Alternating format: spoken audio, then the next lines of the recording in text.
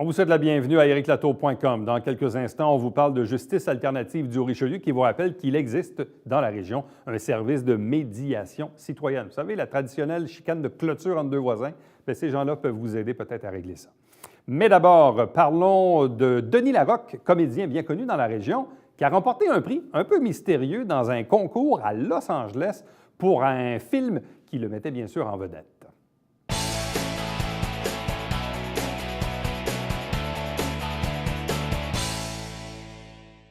Vous savez, parfois, quand on parcourt notre fil d'actualité Facebook, on y voit toutes sortes de choses. Puis à un certain moment, il y a quelques semaines, j'ai vu passer le visage de quelqu'un que je connais bien, qui est comédien, originaire de la région, Denis Larocque. Et là, je voyais, il a remporté un prix. Et là, je dis, quel prix? Et là, je me suis mis à regarder ça pour finalement me rendre compte qu'il a remporté le prix de Best Actor pour le film de Seven Seas au Los Angeles Movie Awards.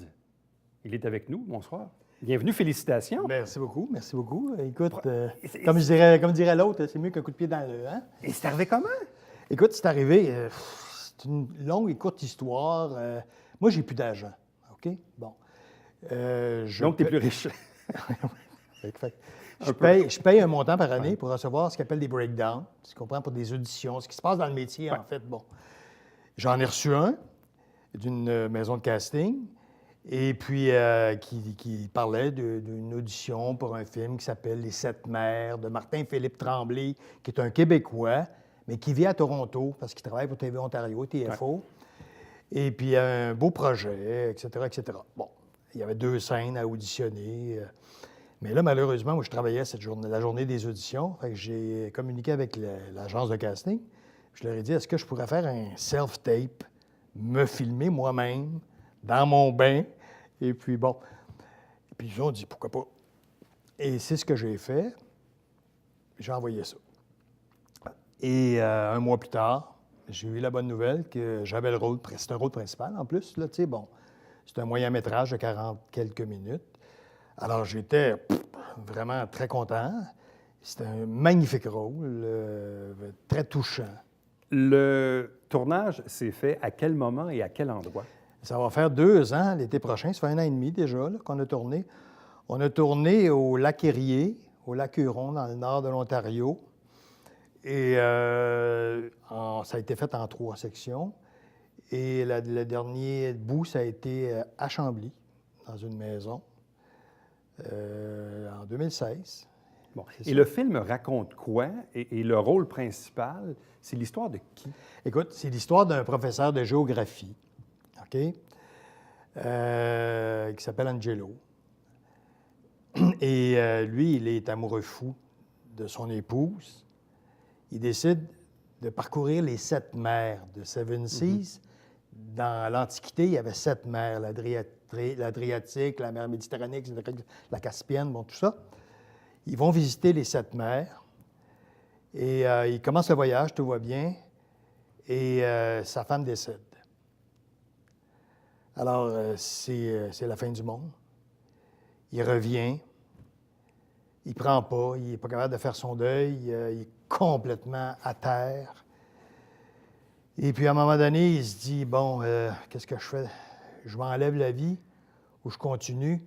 Puis là, il essaie de rendre hommage, de finir le voyage en hommage à sa femme. Les mers qui lui restent à faire, bon. Il prend une photo de la main dans chacune des 7 mers, etc. C'est très, très beau. Mais ça ne fonctionne pas comme il pensait que ce serait. Il revient 2 fois plus découragé. Et puis, il veut vraiment en finir avec la vie.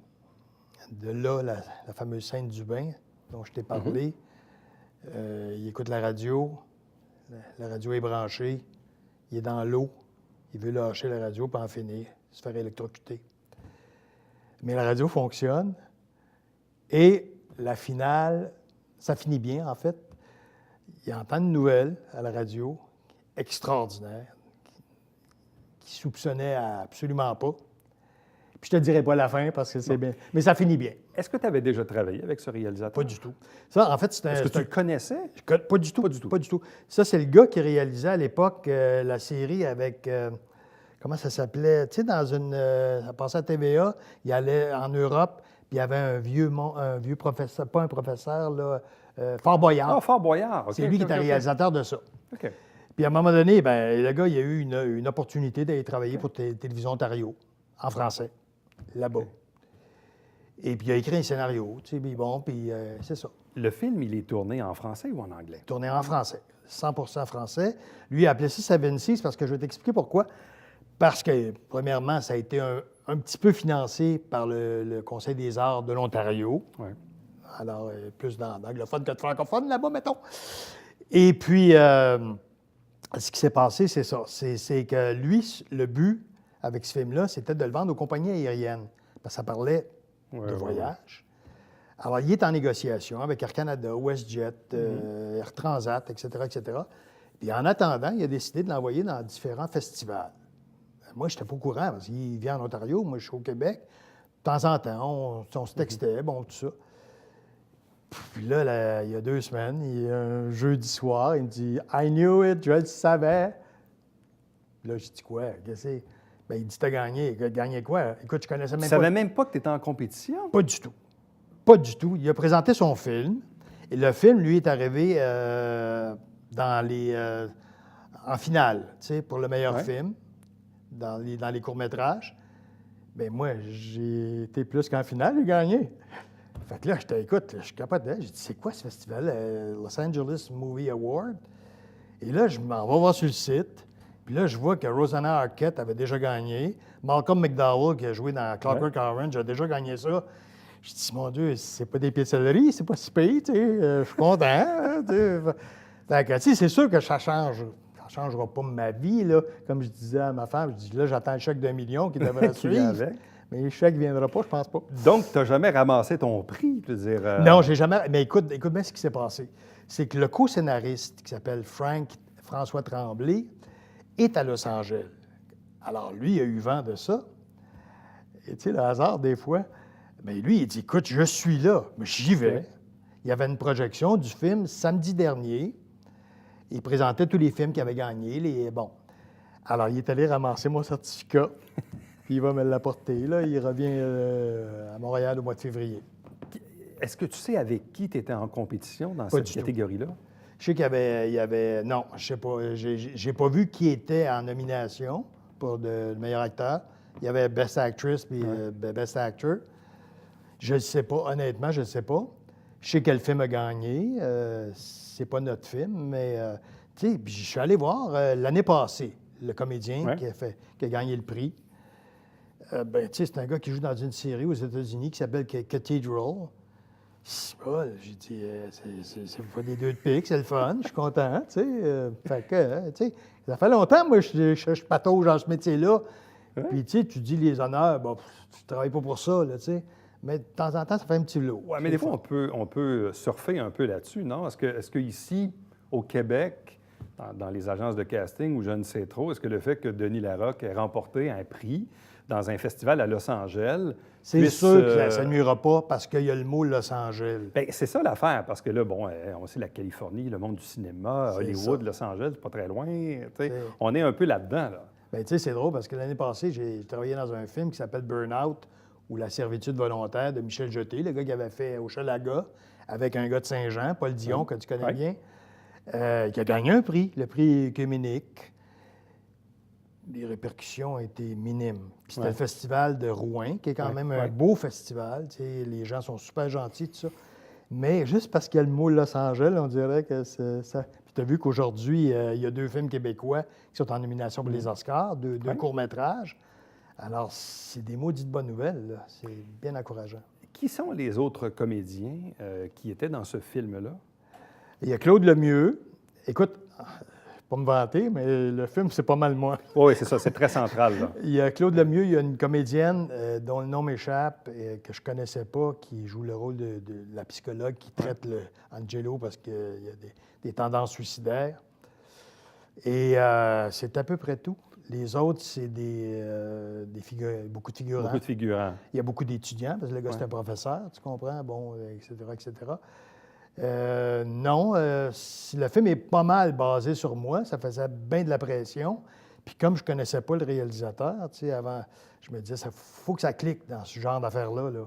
Si ça ne clique pas, puis ça a été de toute beauté. Tu sais, on travaillait comme des débiles, là, puis on ne mangeait pas. Puis écoute, j'ai perdu salive le temps quand je suis revenu. Ça a duré combien de temps, le tournage? 5 jours en Ontario, puis j'ai tourné 3 ou 4 jours à Chambly, ici. Okay. Puis j'ai tourné à Montréal aussi, c'est vrai, dans un petit bar, là. Non, ça a été une super de belle... difficile, parce que, tu sais, je pleure tout le temps. Tu sais, le gars, il est assez déprimé, mettons. Ouais. Mais au bout de la ligne, puis comme ça finit bien, bien, en tout cas, c'est très valorisant. Comme acteur, c'est très valorisant. Bon, je suis très content. Ici, si on revient plus au Québec, parce que là, ça, c'est ta carrière à l'étranger. Ben oui, bien sûr, bien sûr. T'en viens un gros big shot, là. Ben oui, mais... Mais ici, récemment, est-ce que tu as eu des mandats particuliers? Parce que je me semble que je t'ai vu récemment dans une série au Québec où tu étais un papa fâché. Oui, bien là, j'ai tourné d'en haut. Ouais. Là, la semaine prochaine, je suis dans une série avec Guylaine Tremblay qui s'appelle « En tout cas ». Ouais. Je fais beaucoup de fâchés. Ouais. Non, mais je fais beaucoup... Ou de déprimés. Des gars qui sacent, des gars qui... Ouais. Tu sais, puis moi, pourtant, j'ai travaillé beaucoup pendant très longtemps, les émissions pour enfants, tu sais, bon. J'ai changé d'emploi, j'ai vieilli, bon, tu sais, puis ça apparaît dans ma face, tout ça. Je suis un gentil quand même, mais puis j'aime beaucoup jouer des rôles de méchants. Tu sais, comme dans Burnout, le film, je faisais aussi un genre de Tony Accurso, là, tu sais, qui n'était pas très, très, très honnête. Et J'aime ça, ce genre de rôle-là, les antipathiques. Je pense que j'aurais bien de la misère avec les jeunes premiers, en tout cas. Est-ce que tu aimes la liberté que te donne le fait de ne plus avoir d'agent? Oui, bien, ça, c'est sûr. Tu sais, c'est la liberté monétaire, premièrement. Ouais. Fait que, parce que souvent, au Québec, tu sais, le Québec, on a beau dire, c'est petit. Puis tu as un pourcentage à donner à l'agent qui, en fait, a presque plus de pouvoir au Québec. Ah, mais c'est ça ma question. Le pouvoir de négociation, ça n'existe pratiquement plus. Même pour les grosses vedettes. On se base sur les conventions, sur les tarifs... Tu y vas sur les tarifs de l'UDA, tu sais, bon. C'est sûr que tu ne te crèves pas de faim, là. Mais des fois, tu te dis... Donc, avoir un agent n'est pas un si gros avantage que ça au niveau du réseau de contacts? Pas vraiment. C'est parce que, tu sais, moi, ça fait longtemps que je patauge dans ce métier-là aussi, là. Je suis vieux, là. Je l'ai jeune, mais je suis vieux. Mais non, ceci dit, ça fait longtemps, tu sais, puis je sais comment la business fonctionne. Les agents de casting me connaissent, puis bon. Et puis, à un moment donné, puis ça te donne aussi la liberté de... Des fois, l'agent te dit, ben va non. Ouais. Ça ne me tente pas, mais vas-y quand même, parce que, tu sais, bon. Mais là, si ça ne me tente pas, je ne me propose pas. That's it, that's all. C'est comme ça que ça marche, tu comprends?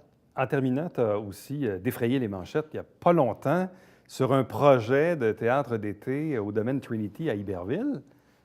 Mais il semble que le projet, malheureusement, n'a pas été retenu. Ouais. Ça t'a fâché un peu? Bien, ça m'a déçu surtout. Je t'avoue, parce que Paul Dion, Yves Arnaud et moi, 3 vieux chums, moi, ça fait longtemps qu'on avait spoté le Trinity, puis on disait, quel beau lieu extraordinaire pour faire du beau théâtre. Ouais. Puis, tu sais, moi, j'ai quand même été à 11 ans au Théâtre de l'Écluse avec Mme Payette ici. Je connais un peu comment ça fonctionne, tu sais, bon. Puis là, je me disais, maudit, on va se mettre ensemble, on va présenter un projet. On l'a présenté, ça a été bien accueilli jusqu'à la décision finale. Puis là, tu sais, je les comprends. Mais là, ils nous ont dit, bien là, ça pourrait être ailleurs. Bien, nous, c'était là. On trouvait que c'était là, le lieu idyllique pour faire du théâtre de qualité. C'est pas grand, c'est intime. Tu sais, comment c'est beau. Et quel est le motif qu'on vous a donné? Bien là, il y avait des projets, la ville, de bibliothèque virtuelle. Déjà essayé de savoir exactement ce que c'était, parce que la bibliothèque ici va être en rénovation à un moment donné. Bon, un jour. C'est ça. Il y a un problème de soumission. Là, mais... Exact. Ouais. Mais, tu sais, et puis le pire, c'est que la Ville n'investissait pas un sou là-dedans, parce qu'on avait un producteur qui était prêt à investir de l'argent. Ça ne coûtait rien. Alors, ça a été d'autant plus décevant. Et puis là, mon frère a mis ça sur le site de Joannais. Tu as été Joannais, là? Ouais. Écoute, il y a eu une avalanche de gens de Saint-Jean qui m'ont dit « Ça n'a pas de bon sens, Denis, comment ça se fait? On te supporte, nous autres. » Puis il y avait du monde qui était, qui était dur, là, tu sais, envers la Ville, là. Écoute, je suis passé à travers. Ma déception est terminée. On passe à autre chose. Puis peut-être, je te dis pas qu'on ne reviendra pas avec le projet l'an prochain ou dans 2 ans, je ne sais pas. Ça va dépendre de mes 2 acolytes. Bon. Alors donc, on va se priver de la présence d'un hommagé des Los Angeles Movie Awards à Saint-Jean l'été prochain. exactement, Quelle cela. déception. Et- Denis, merci beaucoup. Félicitations encore une fois. T'es bien Puis, gentil. longue vie. Merci beaucoup. Puis longue vie à toi. Merci. Ça fait déjà ton 45 Quelques ans. années, quelques années. Merci. Restez avec nous puisqu'au retour, on vous parle de médiation citoyenne.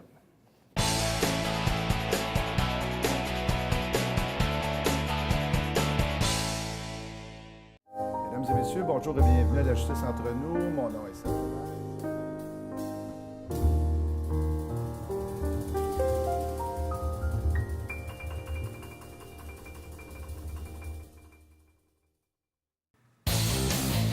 Salut, c'est Alexandre Baudouin. Et François Trépanier. François, cette semaine à Sport Express, on parle de boxe. Oui, avec Marc-André Gauthier et Alexis Barrière. Et on parle du hockey dental à Champlain avec Steve Robitaille. Voilà, faut que j'aille faire la vaisselle.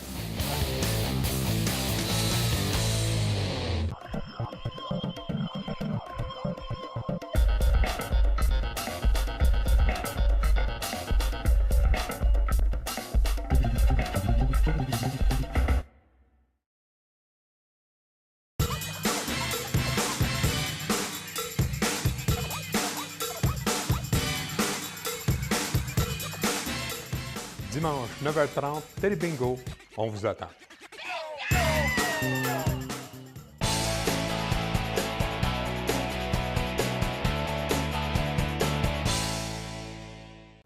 Depuis plusieurs années déjà, il est offert ici même dans la région un service de médiation citoyenne offert par Justice alternative du Haut-Richelieu. Donc, une fois de temps en temps, c'est important de le rappeler parce que c'est drôlement utile dans notre société aujourd'hui. Si on peut évidemment éviter d'embourber notre système de justice avec parfois des querelles ou des conflits qui peuvent se régler autrement, tant mieux. Deux invités pour en parler. D'abord, Pierre Proulx, qui est intervenant en médiation citoyenne. Bonsoir à vous. Bonsoir. Accompagné d'André Tétrault, qui est l'un des bénévoles médiateurs. Bonsoir à vous. Bon, on le dit en introduction, donc, en fait, la première question, ce serait, la médiation citoyenne, c'est quoi au juste? Bien, dans le fond, notre rôle à nous, c'est d'écouter les gens qui appellent pour nous expliquer c'est quoi un conflit qu'ils peuvent vivre. Ça peut être des conflits entre voisins, parfois, par exemple, des histoires de headset, qui l'entretient, qui est responsable de. D'autres exemples, ça peut être j'ai le goût de me faire bâtir un cabanon, poser une clôture, comment je m'arrange avec mon Les voisin. chicanes de clôture. Ouais, ça rentre là-dedans. L'hiver, comme la belle température qu'on a là, des histoires de déneigement. La neige tombe Envoyer de la mon neige sur mon côté. terrain. Et voilà. Ça C'est peut pas aller. sa neige, c'est ma neige. Oui, c'est des Ouais. conflits de la sorte qu'on reçoit quand même souvent, beaucoup de conflits interpersonnels. Mais Ça- qui peuvent dégénérer. Oui, ça C'est va ça, très tu sais, loin. on peut badiner un peu là-dessus, ces chicanes de clôture, mais des fois, ça peut vraiment dégénérer. Effectivement, parfois, je reçois des appels de citoyens qui sont référés à nous par le service de police de Saint-Jean-sur-Richelieu. Ça peut aussi venir d'un fois du service d'urbanisme, finalement, des plaintes à la ville de Saint-Jean-sur-Richelieu. On nous envoie les citoyens, on nous les réfère, et à ce moment-là, bien, il y a eu plusieurs appels faits aux policiers. On est sur le point de déposer des plaintes ou émettre des constats ou même aller en cours. Nous, on se trouve être la première ligne, la première étape habituellement pour éviter d'engorger tous les tribunaux et d'avoir des conséquences qui peuvent coûter des sous aux citoyens. Mais on en reçoit les gens parfois plus tard que ça, pas qu'il est trop tard, mais qu'on est très, très loin dans l'escalade du conflit. Puis dans une année, vous pouvez vous occuper de combien de cas dans une année, de combien de conflits? C'est variable, mais je peux parler pour 2018, vu que je suis Ouais. arrivé en mars 2018 et on a eu 47 dossiers l'année passée. Quand même. Qui est ouais. quand même en augmentation versus l'année avant. Et j'anticipe qu'il y en a beaucoup plus que ça, parce que ce pas tous les gens qui vont nécessairement nous appeler, parce qu'on ne nous connaît pas toujours. On n'est pas toujours au courant que le service existe.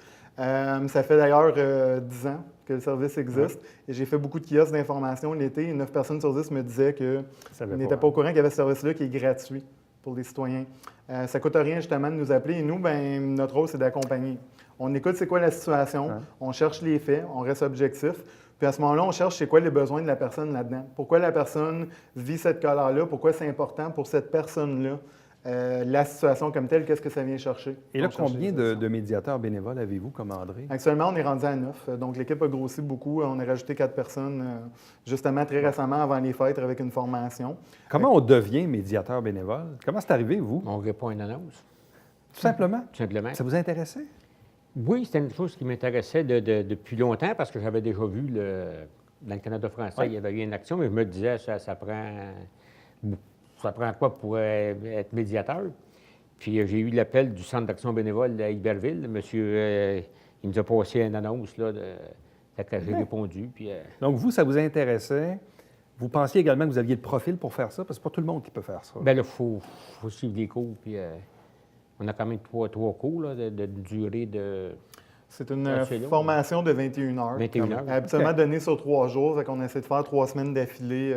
Puis vous, pour ça fait pouvoir combien former. d'années que vous êtes médiateur? Ah, j'ai commencé... Dans la dernière Au mois année, de hein, mars, c'est au ça? mois de Ça mars. commence. Au mois de Donc, mars. à ce jour, avez-vous eu à gérer certains conflits? J'en ai eu, il m'a déféré 10 ou 12 dossiers. Là, Quand j'ai- même. Ça s'est bien passé? Bon, ça se passe bien. Là, je veux dire, il est parfait. On peut pas, il y a des dossiers qu'on peut pas, on va appeler ça un dossier, des cas qu'on peut pas, qu'il n'y a pas de possibilité d'entendre. Mais on discute avec les gens, puis, puis à un moment donné, soit qu'ils décident de vivre avec le problème, puis d'autres fois, bien, les gens se parlent, on a une réunion, on fait une réunion au bureau, puis les gens se rencontrent, puis ils discutent de De leur conflit. leur conflit, parce que souvent, c'est un manque de dialogue. C'est souvent ça, la source. Là. C'est définitivement ça. Le C'est monde, ils ne se souvent- comprennent pas, ils ne se parlent pas. Ben, quelque part, il les y a émotions eu- prennent le dessus. Il y a beaucoup c'est d'action-réaction. Ouais. Ouais. La colère prend énormément de place, l'émotion au début, mais des fois ça stagne, ça reste, ça empêche d'avoir un contact. Il y a des dossiers qui ne vont pas en médiation, ça se règle même au téléphone le jour 1 quand ils m'appellent. On me fait une topo de la situation et là je pose la question parce qu'on cherche l'information. Je pose souvent la question, quand vous avez parlé à votre voisin de comment vous vous sentez ou de la situation, comment a-t-il ou elle réagi? Et la personne me dit, ah, j'en ai pas parlé à mon voisin, ce qui me dérange. Mais quand la comprends. police vous réfère à un cas, là, puis là, disons, vous appelez une des deux parties, là, vous dites, bon, écoutez, le service de police nous a signifié qu'il existait un conflit salaire avec votre voisin. Là, vous leur proposez le service. Est-ce que généralement, les gens acceptent d'emblée? Est-ce que les gens sont ouverts à ça? Les gens sont toujours ouverts à dialoguer, au moins à entendre quel est notre service, comment est-ce qu'on peut OK. les aider. Puis quand vous appelez de- la partie adverse, là, est-ce qu'ils disent la même affaire aussi?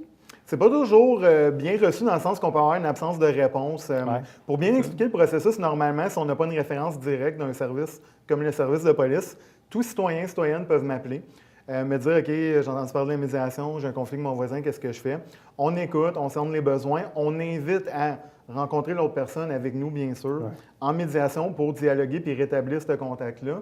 Et à ce moment-là, avec l'autorisation de la première partie, on peut communiquer avec la deuxième, mais la deuxième, c'est participatif à 100 peut Évidemment. décider de soit pas nous retourner l'appel, retourner Ouais. notre invitation, ou justement nous appeler, s'informer et de refuser d'aller en médiation. Donc, ça ne va pas toujours en médiation, mais parfois, comme André disait si bien, juste de rétablir une certaine harmonie et tolérance, ça va être une solution aussi dans certains cas. Et là, les quelques expériences que vous avez eues jusqu'à présent, quel est le constat que vous faites? Qu'est-ce que vous aimez là-dedans? Ben, c'est rendre service. Si on peut aider les gens aussi à mieux à se parler ou à... Avez-vous eu à date un conflit où vous vous dites, je ne pense pas que ça va marcher, puis à la fin, ça a fonctionné? Là? Oui. Puis un gros part de ça.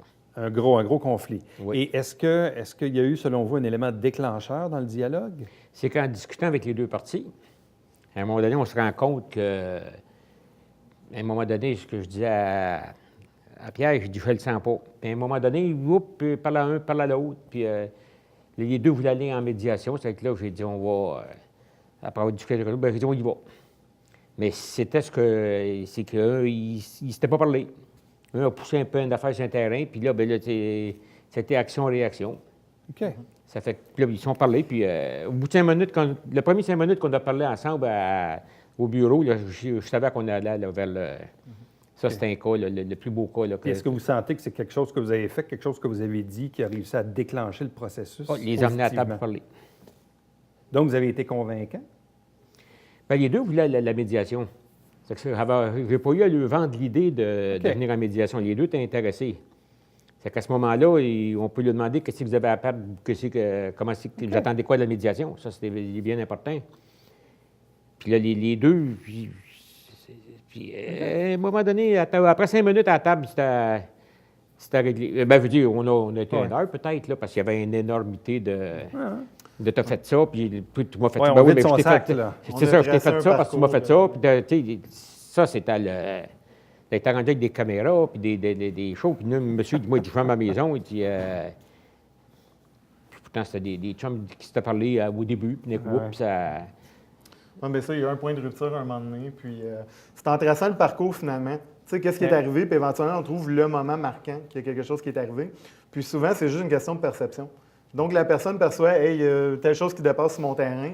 L'autre a fait exprès pour, puis là, en discutant, l'autre personne, ben c'est pas moi qui l'ai fait, ou je l'ai fait, mais j'avais ça en tête pour donner un coup de main. Au-delà C'est de valider. des chicanes de clôture ou de voisins, est-ce qu'il y a d'autres types de conflits également où vous êtes appelés à Oui, à c'est déjà participer? arrivé pour des conflits familiaux aussi. C'est sûr qu'il faut faire la part des choses. Il existe la médiation familiale. C'est ça, là. Justement, si on ne touche pas à ça, parce que quand même, hein, on respecte les autres professionnels et on ne veut pas s'embarquer là-dedans. Cela dit, si ce n'est pas un cas de divorce avec des enfants qui sont impliqués, moi, l'exemple que j'ai en tête, c'est un cousin et une cousine qui étaient en dispute depuis très longtemps, qui ne s'adressaient plus parole, qui avaient un conflit par rapport, finalement, à un héritage, quelque chose qui était donné en héritage. Et moi, le travail là-dedans, c'était même pas de discuter des sommes d'argent, c'est juste, bien, vous semblez vouloir reprendre contact avec la personne. Oui, bon, à ce moment-là, si vous me permettez, passez par nous, finalement, comme qu'on dit, et on ouvre la porte. Et à ce moment-là, on les emmenait à s'asseoir ensemble. Et justement, ils sont demeurés en contact. Ils ont renoué les liens en passant par notre service. Il faut juste la bonne volonté des gens. C'est le minimum qu'il faut. Et si les gens veulent réellement rectifier la situation, on peut aller très loin La en bonne médiation. foi, la bonne volonté, ça aide toujours Voilà. un peu. Est-ce que vous cherchez d'autres médiateurs bénévoles? Toujours. Il n'y en aura jamais trop. OK. Donc, à ce moment-là, c'est aussi un appel à tous. N'importe qui est intéressé peuvent appliquer notre compte Facebook qui est activé, ouvert et actif. Par Facebook, on peut communiquer avec nous sur le site web de l'organisme Justice Alternative du Haut-Richelieu. On peut appeler la médiation citoyenne aussi et laisser nos coordonnées. Et au-delà de ça, notre territoire est vaste. C'est un peu ce qu'on discutait au début. Donc, il y a 17 villes sur le territoire qu'on dessert. Et à ce moment-là, parmi ces villes-là, on est pas mal actifs à Saint-Jean-sur-Richelieu en ce moment. Ce qui veut dire pour nous, pour ne pas tous les nommer, les 17, on compte aller à Saint-Valentin, par exemple, on compte aller à Saint-Paul-de-l'Éloignois, Mont-Saint-Grégoire, La Colle, etc. Vous pouvez aller là aussi sur notre site web Facebook, voir si vous êtes sur notre territoire. Je cherche des bénévoles dans ces villes-là. Ouais. Et je vais débarquer les maires et les mairesses des villes, les conseillers, conseillers municipaux. Contactez-nous. On veut offrir ce service-là gratuitement à vos citoyens aussi, pas seulement à Saint-Jean. Bien, merci beaucoup. C'est fort enrichissant. Puis Merci bonne chance beaucoup. pour la suite. Merci beaucoup. Bonne soirée. Restez avec nous. Au retour, on vous présente le Babillard quotidien.